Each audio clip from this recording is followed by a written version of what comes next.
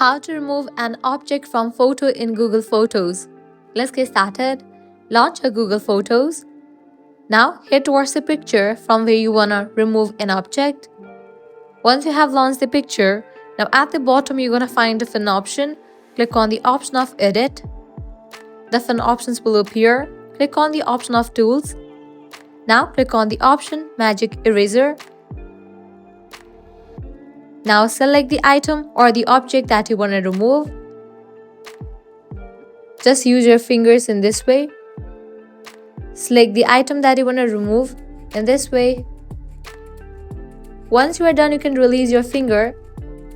The object will be removed or the blurred. By applying the same process, you are able to remove any object. Let me show you again. I'm going to remove this bag as well. So that's a wrap for this video. This way you can easily remove an object from a photo in Google Photos. If this guide was helpful, don't forget to like, share and subscribe to our channel. Thanks for watching.